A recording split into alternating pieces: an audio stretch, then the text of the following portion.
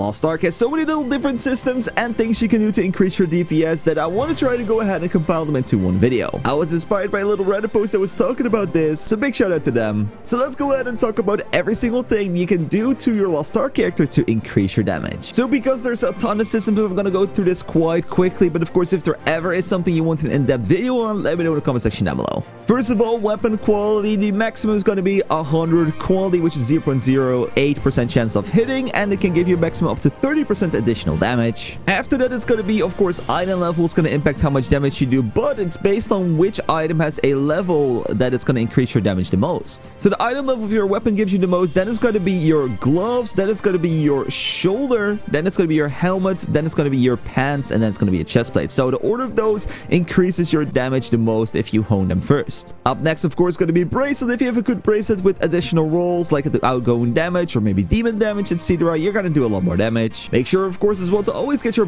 two main stats. That's the most important. And we have, of course, accessories. They can come with refinement rolls that could give you a damage boost or not. Like you see, this necklace gives you nothing, but if you look at this ring, it gives me 4% crit damage, which is a damage buff. Up next, of course, what matters is what type of accessory you're wearing. Like an ancient one is going to give you guys more main base stat, and as well look at the main stat of your roll, because a 83 quality is not the same as another 83 quality. The strength and the vitality are an RNG number, so make sure to look at it and get yourself the best one you can get. Up next, we're gonna have ourselves our arc passive, and of course the distribution of this. It's very important to have your right build, so go ahead and look at the community guides or do some experimenting yourself to see what gives you the most DPS. Up next, we're gonna have card sets. These are gonna give you the cutting edge if you want to do a little bit of extra damage in certain raids. For example, most raids use the Enlightened Salvation, but if you go to Belshazzar nowadays, we are using a new set that it's going to be the Swift Thunderbolt Breath. This is actually going to be better in that rated as a example. As well, if you go ahead and go to your book section on your cards, you can see there is going to be different card sets to complete, and if you max them all out, you get yourself a special collection bonus,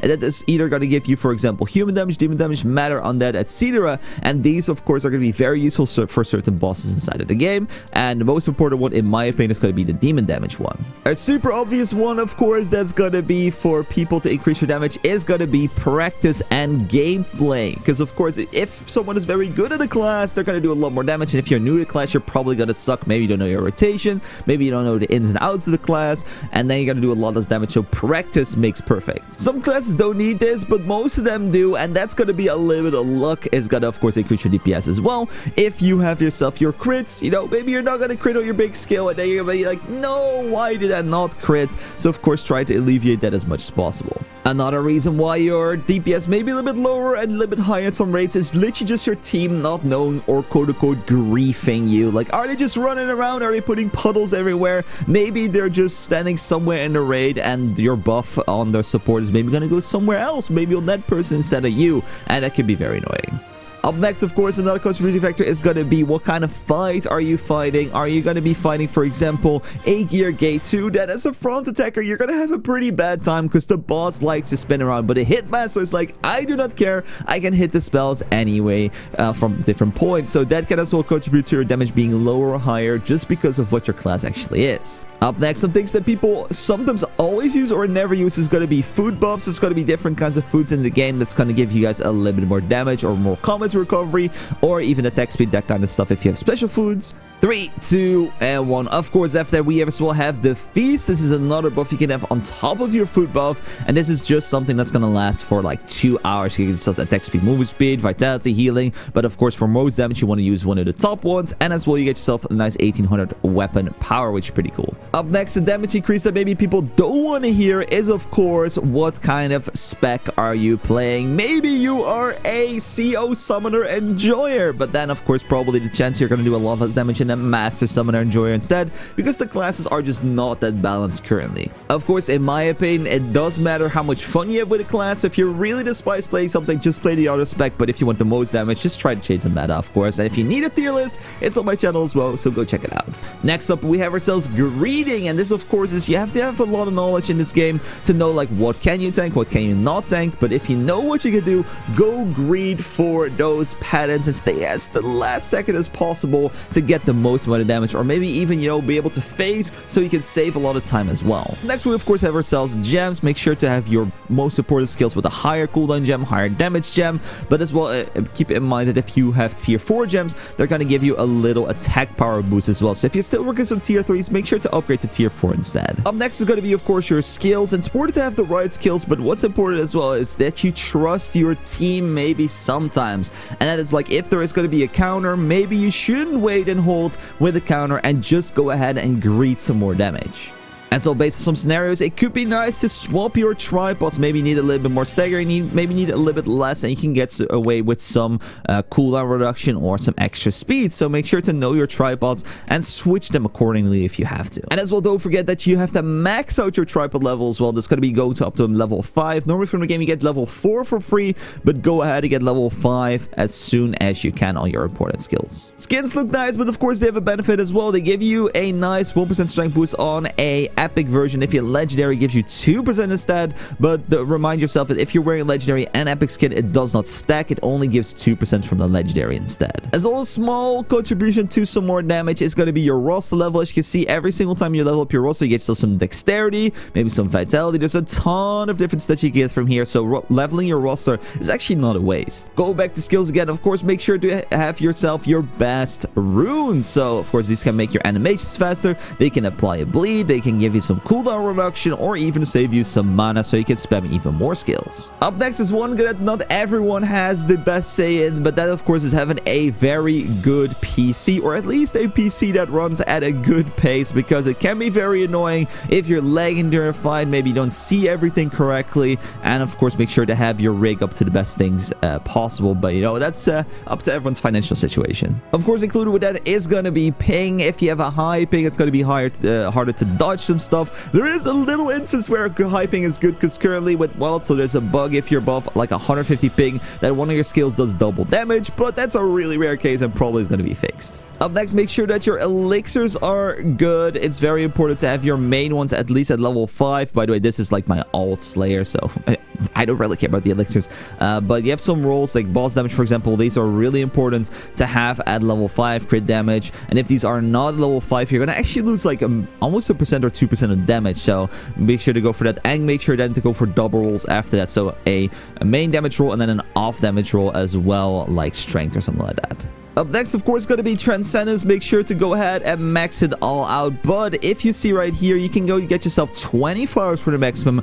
or you can go for 21. And it's actually worth it to min-max that 21 flowers, because on the helmet, you get a little bit extra damage per flower as well. So going above the 120 mark actually is beneficial. It's not that much, like a 0.1 or 0.06% damage increase. But, you know, damage is damage. Of course, a new system is going to be the new Karma system added with Brawl Shots. This of course is going to give you a ton of power. It's going to allow you to get yourself your level 3 bottom node. It's going to allow you to get more side nodes, base damage, hyper waking damage, etc. It's going to be so good to use. As well, your curse and contribution is going to make you increase damage. Maybe you've never noticed this, but on the top left, if you do your raids, if you do your dailies, etc., you get yourself little buffs that are going to give you more damage. Look at this. You can get yourself attack power, vitality, incoming damage reduction. Like, it's actually a lot of stuff you can do and get from these levels to increase your damage as well. If you're in a raid party, make sure your composition is good for your class, because every class has a synergy. This one, for example, I increase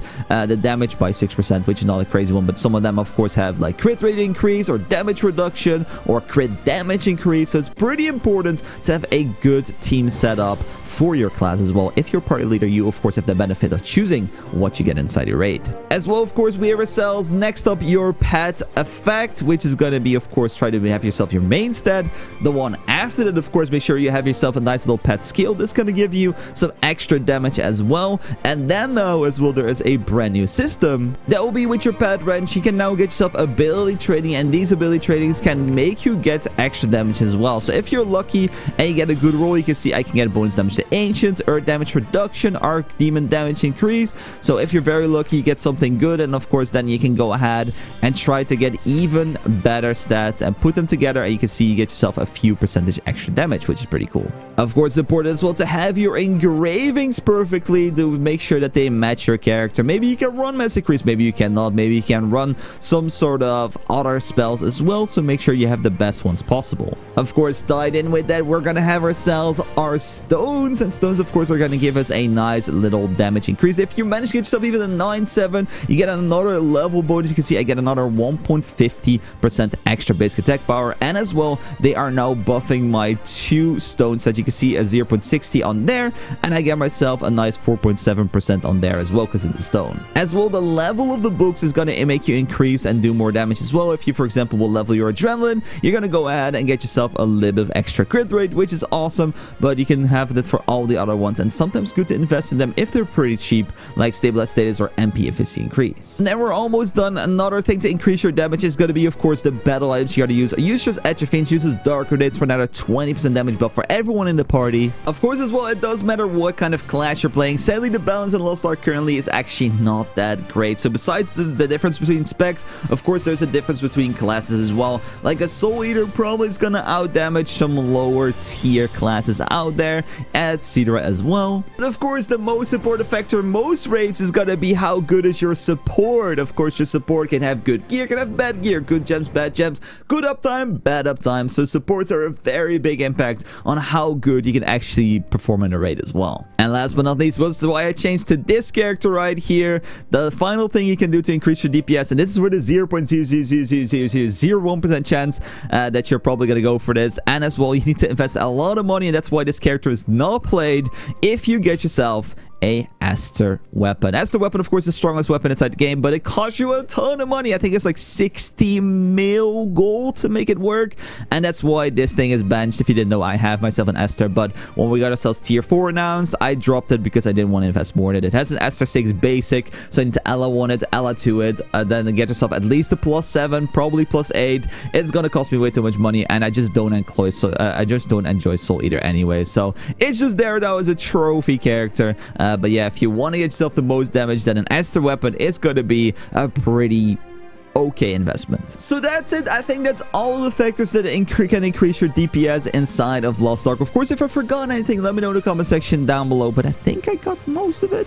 But yeah, there's of course so many different things. I don't even know how many numbers we're going to end up with in the total list. I think we're going to be up to almost 40 in total, but you'll see the number in the title, and I'll of course make sure to put it in the edit afterwards as well. So if you guys enjoyed, I would highly appreciate a like down below, guys. Subscribe if you go get those gains. Of course, if you need any other bits of advice or help, come join me on twitch.tv/ImDefild.